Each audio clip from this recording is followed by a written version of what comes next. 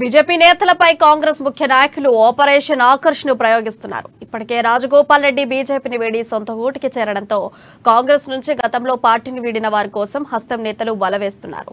DK అరుణ, వివేక్ వెంకటస్వామి బీజేపీని వీడేదే లేదని తేల్చి చెప్పినప్పటికీ మరోసారి పార్టీ మార్పుపై కీలక అప్డేట్ రావడం సంచలనంగా మారింది. రానున్న రోజుల్లో ఇంకా ఎవరెవరు పార్టీని వీడతారనేది ఇక ఉత్కంఠగా మారింది. ఇదే అంశంపై మరింత సమాచారం మా ఇన్పుట్ ఎడిటర్ శ్రీనివాస్ లైవ్ ద్వారా అందిస్తారు. శ్రీనివాస్, చెప్పండి. అసలు పార్టీకి సంబంధించి వలసలు పెరుగుతున్నాయి. ముఖ్యంగా బీజేపీ నుంచే నేతలు కాంగ్రెస్ వైపు చూస్తున్నారని చెప్పేసి మాత్రం ఇక్కడ మనకు స్పష్టంగా తెలుస్తుంది. ఎందుకంటే మొన్నటి వరకు కూడా వివేక్ పార్టీని వీడతారని చెప్పేసి ప్రచారం జరిగినప్పటికీ తాను వీడని చెప్పారు. కానీ తాజాగా అప్డేట్స్ చూసుకుంటే కనుక రేవంత్ రెడ్డి, పీసీసీ చీఫ్ రేవంత్ రెడ్డితో వివేక్ భేటీ కావడము, అదేవిధంగా పోటీకి సంబంధించి ఒక సుముఖత కూడా వ్యక్తం చేశారని చెప్పేసి కూడా పార్టీ వర్గాల నుంచి తెలుస్తుంది. పెద్దపల్లి స్థానం నుంచి వివేక్ను పోటీ చేయాల్సిందిగా, ఎంపీ కోసం పోటీ చేయాల్సిందిగా వివేక్ ఆఫర్ ఇస్తూనే ఏదైతే చెన్నూరు నుంచి వివేక్ కొడుకు వంశీకి కూడా ఆఫర్ ఇచ్చినట్లుగా కూడా పార్టీలో అయితే ఒక చర్చ అయితే జరుగుతుంది. మరి చూడాలి దీనికి వివేక్ వెంకటస్వామి నుంచి ఏ విధమైన సిగ్నల్స్ వస్తాయో. ఒక్క వివేక్ వెంకటస్వామితోనే ఇది ఆగిపోతుందంటే కాదనే చెప్పొచ్చు. ఎందుకంటే మొన్న రేవంత్ రెడ్డి మాట్లాడుతూ ఒక మాట స్పష్టం చేయడం జరిగింది. ఎవరైతే కాంగ్రెస్ పార్టీని వీడి కాంగ్రెస్ సిద్ధాంతాలకు పనిచేసిన తర్వాత బీజేపీలోకి ఎవరైతే వెళ్ళారో వాళ్ళంతా కూడా ఆ పార్టీలో ఇమడలేకపోతున్నారు, ఆ పార్టీ సిద్ధాంతాలకు వాళ్ళు ఇమడలేకపోతున్నారు, వాళ్ళందరూ కూడా తిరిగి కాంగ్రెస్ వైపే చూస్తున్నారని చెప్పేసి కూడా కొన్ని సంకేతాలు ఇవ్వడం జరిగింది. వాటిలో భాగంగానే వివేక్ వెంకటస్వామి పేరు తీసుకున్నారు, డీకే అరుణ పేరు తీసుకున్నారు, విజయశాంతి పేరు తీసుకున్నారు, జితేందర్ రెడ్డి పేరు తీసుకున్నారు.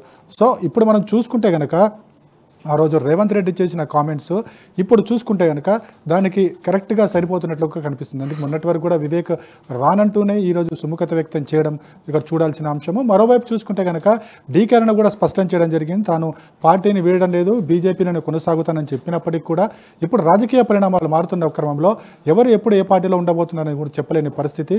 ఎందుకంటే మనం ఒకసారి చూసుకుంటే కనుక బీజేపీ ప్రకటించిన అభ్యర్థులు 2 జాబితాల అభ్యర్థులు ప్రకటించారు. 2 జాబితాల్లో కూడా ఎక్కడ కూడా కాంగ్రెస్ పార్టీ నుంచి వచ్చిన వారికి ఎవరు కూడా టికెట్ ఇవ్వలేని పరిస్థితి, వాళ్ళంతా కూడా ఆలోచనలో పడ్డారు. సో ఈ నేపథ్యంలోనే వారి బీజేపీ సిద్ధాంతాలకు వాళ్ళు ఇమడలేకపోతున్నారనడానికి ఇది ఒక సంకేతకంగా కాంగ్రెస్ పార్టీ నేతలు కూడా చెబుతూ వస్తున్నారు. మరి చూద్దాం, మరి డీకే అరుణ కూడా కాంగ్రెస్ పార్టీ వైపు చూస్తుంది, జితేందర్ రెడ్డి కూడా చూస్తున్నారు, అదేవిధంగా విజయశాంతి కూడా కాంగ్రెస్ పార్టీ వైపు చూస్తున్నారని చెప్పేసి కూడా పదే పదే వ్యూహాగానాలు అయితే వెలువడుతున్నాయి. అయితే వీరు ఖండించినప్పటికీ కూడా ఇది ఇప్పటికిప్పుడు జరిగే పరిణామం అయితే కాదు అనేది మాత్రం స్పష్టంగా తెలుస్తుంది. అంటే ఎన్నికలకు ఇంకా మనకు 30 రోజుల సమయం ఉంది. సో 30 రోజుల సమయంలో ఏదన్నా జరగచ్చు, రాజకీయాల్లో ఏదన్నా ఎప్పుడన్నా జరగచ్చు అనేది మాత్రం సహజం. అది ఇప్పుడు ఈరోజు ఈ పార్టీలు ఉంటే రేపు ఇంకో పార్టీలోకి వెళ్ళే అవకాశం లేకపోలేదు. సో ఇవన్నీ కూడా ఖచ్చితంగా కాంగ్రెస్ పార్టీని ప్రభావితం చేస్తాయి. అధికార పార్టీపై దీని ప్రభావం ఎక్కువగా కనిపించే అవకాశం కూడా ఉంది. ఎందుకంటే ప్రస్తుతం ఉన్న పరిస్థితుల్లో ఇక్కడ త్రిముఖ పోటీ రాష్ట్రంలో జరగబోతుంది. కానీ కొన్ని స్థానాల్లో ద్విముఖ పోటీ, అంటే కాంగ్రెస్ బీఆర్ఎస్ల మధ్యనే ఉండబోతుంది. ప్రస్తుతం ఏదైతే ఉందో బీజేపీ 3rd ప్లేస్కే పరిమితం అవుతుందని చెప్పేసి కూడా కొన్ని విశ్లేషణలు కావచ్చు, సర్వేలు కావచ్చు, ఇవే చెప్తున్నాయి. ఇలాంటి ఇప్పుడు 3rd ప్లేస్ ఉండే పార్టీలు ఉండడం వల్ల కాస్త తమ రాజకీయంగా భవిష్యత్తు అనేది కొద్దిగా క్వశ్చన్ మార్క్ అయ్యే ప్రమాదం ఉంది. కాబట్టి ముఖ్య నేతలు ఎవరైతే కాంగ్రెస్లో పలుకుబడి ఉన్నాయి, బీజేపీలో ఉన్న నేతలు ఎవరైతే ఉన్నారో వారంతా కూడా తిరిగి కాంగ్రెస్ గూటికి చేరుకునే మార్గాలను కూడా ఎతుకుతున్నారు. మొన్ననే కాంగ్రెస్ పార్టీ కూడా ఘర్ వాపసీ అనే కార్యక్రమాన్ని చెబుతూ ఎవరైతే కాంగ్రెస్ని వెళ్ళిన నేతలు ఉన్నారో వాళ్ళందరినీ కూడా వెనక్కి రమ్మని సంపూర్ణంగా ఆహ్వానించింది. ఈ నేపథ్యంలోనే వివేక్ వెంకటస్వామి ఈరోజు రేవంత్ రెడ్డితో భేటీకి అయ్యారు. అదేవిధంగా డీకే శివకుమార్, కర్ణాటక ముఖ్యమంత్రి డీకే శివకుమార్తో కూడా భేటీ అవుతారని చెప్పేసి కూడా తెలుస్తుంది. వన్స్ ఒకసారి డీకే శివకుమార్తో భేటీ అయిన తర్వాత ఒక క్లారిటీ వచ్చే అవకాశం ఉంది. వన్స్ వివేక్ వెళ్ళిపోయిన తర్వాత మిగతా పార్టీ ఎవరైతే మిగతా నేతలు అనుకుంటున్నామో డీకే అరుణ కావచ్చు, విజయశాంతి కావచ్చు, వీళ్ళందరూ కూడా ఇదే బాట పడతారేమో అని చెప్పేసి కూడా ఇటు బీజేపీలో ఆందోళన వ్యక్తం అవుతుంది, కాంగ్రెస్ పార్టీలో మాత్రం దీని మీద చర్చలు అయితే జరుగుతున్నాయి. మరి ఈ ఎన్నికల్లో ఒకలా చేరుతారా, లేకపోతే నెక్స్ట్ పార్లమెంటికల్ ఎన్నికలకు సంబంధించి వీళ్ళు ఒక టార్గెట్గా పెట్టుకున్నారనేది కూడా చూడాల్సిన అవసరం ఉంది. మొత్తానికైతే బీజేపీలో అయితే ఒక అంతర్గతం ఒక ఆందోళన నెలకొంది. వీళ్ళందరూ కూడా వీడి వెళ్ళిపోతారనే ఒక భయం అయితే పార్టీ నేతలను వెంటాడుతుందని చెప్పొచ్చు. ప్రియా, అయితే శ్రీనివాస్, ఇప్పుడు చూసుకుంటే ఆల్రెడీ రాజగోపాల్ రెడ్డి ఇప్పటికీ పార్టీని వీడి కాంగ్రెస్ పార్టీలో ఆయనకు టికెట్ ఖరారైపోయింది.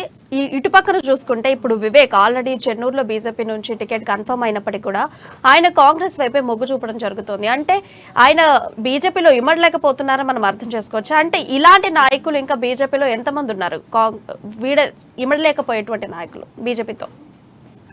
రైట్, మనకి రేవంత్ రెడ్డి మొన్న చెప్పిన కామెంట్సే ఇందుకు ఉదాహరణ. మనకి వివేక్ కావచ్చు, రాజగోపాల్ రెడ్డి కావచ్చు, లేకపోతే విజయశాంతి కావచ్చు, డీకే అరుణ కావచ్చు, జితేందర్ రెడ్డి కావచ్చు, ఇలా చాలామంది నేతలు పార్టీలు ఇమ్మడలేని పరిస్థితి. అంటే వీళ్ళంతా కూడా కాంగ్రెస్ పార్టీలో కాంగ్రెస్ సిద్ధాంతాలకు లోబడి పనిచేసిన వాళ్ళు, ముఖ్యంగా అన్ని వర్గాలకు దగ్గరగా పనిచేసిన వాళ్ళు.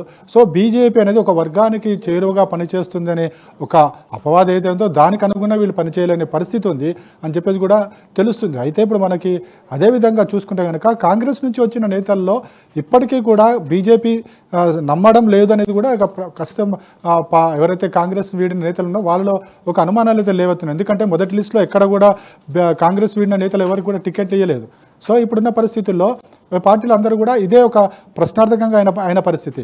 మరోవైపు చూసుకుంటే కనుక బండి సంజయ్ని పార్టీ అధ్యక్ష బాధ్యతలు తప్పించిన తర్వాత పార్టీ గ్రాఫ్ క్రమంగా పడిపోతూ వస్తుందని చెప్పేసి కూడా విశ్లేషకులు చెప్తున్నారు. సో ఇవన్నీ కూడా ఎవరైతే ముఖ్య నేతలు ఎవరైతే ఉన్నారో బీజేపీలో కాంగ్రెస్ నుంచి వచ్చిన ముఖ్య నేతలు వీళ్ళందరూ కూడా ఇవన్నీ చూసుకోవడం జరుగుతుంది. ఎందుకంటే వారి ఫ్యూచర్ కూడా ఆ రాజకీయ భవిష్యత్తు కూడా ఆలోచించుకోవాల్సిన పరిస్థితి ఉంది. కాబట్టి ఇప్పుడు వీళ్ళందరూ కూడా కాంగ్రెస్ వైపు మొగ్గు చూపుతున్నారనేది కూడా తెలుస్తుంది. కాంగ్రెస్ పార్టీ కూడా అందరినీ ఆహ్వానిస్తుంది. ముఖ్యంగా ఎవరైతే నేతలు ముఖ్య నేతలు ఎవరైతే ఉన్నారో వాళ్ళు కాంగ్రెస్ పార్టీ వైపు చూస్తున్నారనుకుంటే స్వయంగా పీసీసీ చీఫ్ రేవంత్ రెడ్డి వెళ్ళి వాళ్ళని కలిసి వాళ్ళని పార్టీలో ఆహ్వానిస్తున్న పరిస్థితులు కూడా మనం చాలా చూసాం. సో ఇప్పుడు కూడా ఎవరైనా ఖచ్చితంగా వస్తారనుకుంటే ఖచ్చితంగా పీసీసీ చీఫ్ రేవంత్ రెడ్డి వెళ్తారు, వాళ్ళని ఆహ్వానిస్తారు. ఆ తర్వాత ఏఐసీసీ అధ్యక్షుడు మల్లికార్జున ఖర్గే సమక్షంలో కావచ్చు, సోనియా గాంధీ లేదా పివి రాహుల్ సమక్షంలో కావచ్చు, వీళ్ళందరినీ కూడా పార్టీలో ఆహ్వానించే కార్యక్రమాన్ని కూడా చేపడతారు. అంటే వాళ్ళకు ఒక భరోసా కల్పించే కార్యక్రమాన్ని పీసీసీ చేపట్టింది. సో ఇప్పుడు వీరితో పాటుగా మనకి రాజగోపాల్ రెడ్డి ఆల్రెడీ వెళ్ళిపోయారు. రాజగోపాల్ రెడ్డికి ఆల్రెడీ మునుగోడు స్థానాన్ని కేటాయించడం జరిగింది. అదేవిధంగా ఇప్పుడు వివేక్కి కూడా ఆఫర్లు పెద్దపల్లి ఎంపీ ఆఫర్ ఇస్తూ కొడుక్కి చెన్నూరు ఆఫర్ ఇవ్వడం జరిగింది. ఒకవేళ ఈ ముఖ్య నేతలు ఎవరైనా వస్తారనుకుంటే కనుక వాళ్ళకు కూడా ఆఫర్లు ఇచ్చే అవకాశం ఖచ్చితంగా కనిపిస్తుంది. ఎందుకంటే మనం చూస్తున్నాం మొన్న ప్రకటించిన దాంట్లో మనకి కేవలం 43 మందిని మాత్రమే ప్రకటించడం జరిగింది. మిగతా స్థానాలు ఇంకా అన్నీ పెండింగ్లో ఉన్నాయి. వాటిలో 4 స్థానాలు మనకి వామపక్షాలకు తీసేసిన మిగతా స్థానాలు ఏవైతే ఉన్నాయో ఆ స్థానాలన్నింటిలో కూడా కాంగ్రెస్ పార్టీ నేతలకు ఎవరైతే ఇతర పార్టీ నుంచి వచ్చే నేతలు ముఖ్య నేతలు ఎవరైతే ఉన్నారో వాళ్ళు గెలుపును ప్రభావితం చేసి కాంగ్రెస్ పార్టీ గెలుపు లక్ష్యాన్ని వీరు చేరుకోగలరో వారికి టికెట్లు ఇచ్చే అవకాశం కోసమే ఈ 10 స్థానాలు కూడా కొద్ది రోజులు ఆపిపెట్టారని చెప్పేసి కూడా తెలుస్తుంది. బహుశా చూద్దాం 1-2 రోజుల్లో దీనికి సంబంధించి వివేక్ కనుక కాంగ్రెస్ పార్టీలో చేరితే కనుక ఆ తర్వాత పరిణామాలు ఒక్కొక్కటిగా ముందుకు వచ్చే అవకాశాలు మనకు ఉన్నాయి. ప్రియా, అయితే శ్రీనివాస్ ఇప్పుడు చూసుకుంటే ఒకే ఫ్యామిలీకి సంబంధించి 2 అవకాశాలు కాంగ్రెస్ పార్టీ వాళ్ళు వివేక్ వారికి ఇవ్వడం అనేటువంటి విషయం కాంగ్రెస్ నేతలు వాటిని ఒప్పుకుంటారని మనం అనుకోవచ్చు. అసలు ఒకటి ఇప్పుడు వివేక్కి సంబంధించి పెద్దపల్లి ఎంపీ స్థానాన్ని ఆఫర్ ఇచ్చారు. అదేవిధంగా కొడుకుకి సంబంధించి చెన్నూరు మనకి అసెంబ్లీ స్థానాన్ని ఇవ్వడం జరిగింది. సో ఇప్పుడు కాంగ్రెస్ పార్టీకి సంబంధించి విజయం ఎవరి వైపు ఉంటుందో వారికి ఇవ్వాలని చెప్పేసి కూడా పార్టీ భావిస్తుంది. సో మన గతంలో ఇప్పుడు ఇందాక చూసాం మొదటి లిస్టులో మనకి ఇచ్చిన వాళ్ళ సంగతి కూడా చూసాం మనకి.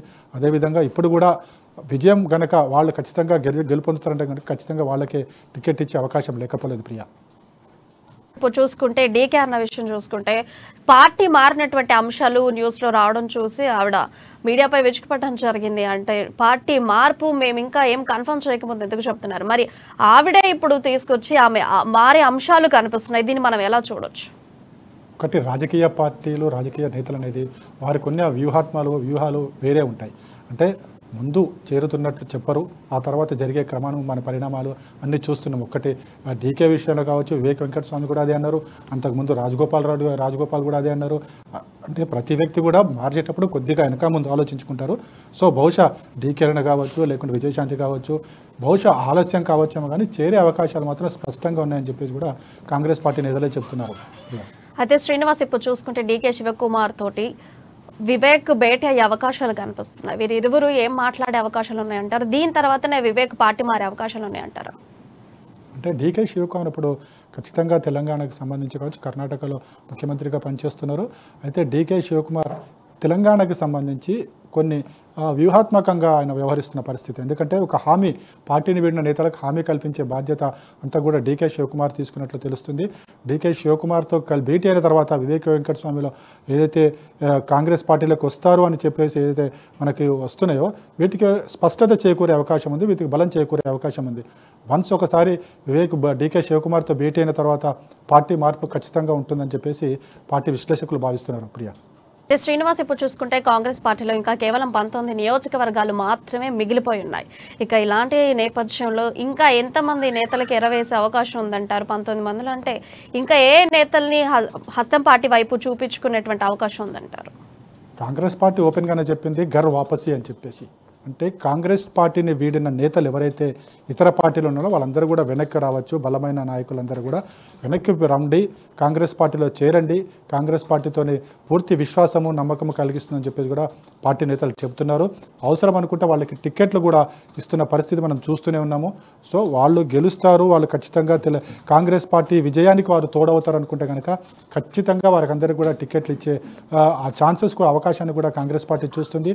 ఒకవేళ ప్రస్తుతం ఉన్న ఈ అసెంబ్లీ ఎన్నికల్లో వాళ్ళకి అసెంబ్లీ బరిలో కనుక ఇది ఇవ్వలేకపోతే కనుక నెక్స్ట్ పార్లమెంట్ ఎన్నికలు రాబోతున్నాయి. పార్లమెంట్ ఎన్నికల్లో కూడా వాళ్ళకి ఎక్కడో ఒక చోట వాళ్ళకి ఖచ్చితంగా స్థానం కేటాయిస్తామనే ఒక నమ్మకం, విశ్వాసం అయితే నేతల్లో కలిగిస్తున్నారు. మరి చూద్దాం మరి ఎంతమంది కాంగ్రెస్ పార్టీని వీడి మళ్ళీ ఈ పార్టీలోకి వస్తారో. అదేవిధంగా 19 స్థానాలు ఉన్నాయని మీరు అంటున్నారు. 19 స్థానాలు కూడా వాళ్ళని అకామిడేట్ చేయాలనుకుంటే కాంగ్రెస్ పార్టీ ఎక్కడన్నా చేస్తుంది. అది ఇప్పటివరకు జరిగిన మన లిస్టును చూసుకుంటే కూడా అదే తెలుస్తుంది. రాబోయే లిస్టులో కూడా అదే ఉండబోతుంది మనం చెప్పొచ్చు. ప్రియా, ఇప్పుడు చూసుకుంటే కాంగ్రెస్ పార్టీకి సంబంధించి వామపక్షాలు పొత్తులో ఉండేటువంటి విషయం అందరికి తెలిసినటువంటిది. అండ్ ఇప్పుడు ఇందులో సిపిఎం చూసుకుంటే ఖచ్చితంగా పాలేరు, వైరా ఇవి రెండిట్లో ఏదో ఒకటి ఖచ్చితంగా కావాలన్నట్టు మొండి పట్టుపడుతోంది. అంటే ఇప్పుడు కాంగ్రెస్ పార్టీ ఆల్రెడీ పాలేరును ఒక అభ్యర్థిని ఖరారు చేయడం జరిగింది. ఇక ఇప్పుడు కాంగ్రెస్ పార్టీ వామపక్షాలకు ఎలాంటి ఆన్సర్ చెప్పబోతోంది? వామపక్షాలకు ఎక్కడ సీట్లు కేటాయించబోతోంది? వామపక్ష పార్టీలకు సంబంధించి ఇదే సందిగ్ధత ఇది ఇప్పటికీ కొనసాగుతుంది. ఏదైతే వామపక్షాలు 4 స్థానాలు కోరుకుంటున్నారో వారు కోరుకున్న స్థానాలు మాత్రమే ఇవ్వాలని చెప్పేసి వామపక్షాలు డిమాండ్ చేస్తున్నాయి. అయితే మనకి కాంగ్రెస్ పార్టీ పెట్టిన ఆఫరు సిపిఎం పార్టీకి ఒక హైదరాబాద్ అభ్యర్థి అంటే ఎమ్మెల్యే స్థానంతో పాటుగా ఒక ఎమ్మెల్సీ స్థానం ఇస్తానన్న ఆఫర్ పెట్టడం జరిగింది. వారు కొద్దిసేపటి క్రితమే వాళ్ళు భేటీ కావడం జరిగింది. ఏదైతే కాంగ్రెస్ పార్టీ ఇచ్చిన ఆఫర్ని వాళ్ళు తిరస్కరిస్తూ తాము కోరుకున్న ఏవైతే అసెంబ్లీ స్థానాలు అది ఇస్తేనే తాము పొత్తులో ఉంటామో లేకపోతే లేదు అన్న విధంగా కూడా వాళ్ళు మాట్లాడడం జరిగింది. కానీ కాంగ్రెస్ పార్టీ ఒక్కటి స్పష్టం చేయడం జరిగింది, కాంగ్రెస్ పార్టీ సిట్టింగ్లో కానీ కాంగ్రెస్ పార్టీ గెలుస్తుందన్న స్థానాలు మాత్రం ఎట్టి పరిస్థితులు కూడా ఇచ్చే ప్రసక్తి లేదు. ఎందుకంటే ఖచ్చితంగా ఈసారి అధికారంలోకి రావాలో వచ్చే అవకాశాలు ఎక్కువగా ఉన్నాయి. ప్రజా వ్యతిరేకత ప్రభుత్వం మీద ఎక్కువగా ఉంది. కాబట్టి ఇప్పుడున్న పరిస్థితుల్లో కాంగ్రెస్ పార్టీ కూడా మెట్టు దిగే సాహసం అయితే చేయట్లేదు. అయితే కొద్దిగా రాజధోరణిలో ముందుకు వెళ్తుందే తప్ప పొత్తు నుంచి బయటికి వెళ్ళడం లేదని చెప్పేసి కూడా కాంగ్రెస్ పార్టీ పొత్తు ఏదైతే ఉందో దాన్ని కొనసాగిస్తామని చెప్తుంది. మరి వామపక్ష పార్టీలు ఏం డిసైడ్ చేస్తారో చూడాలి. Priya, right Srinivas, thank you.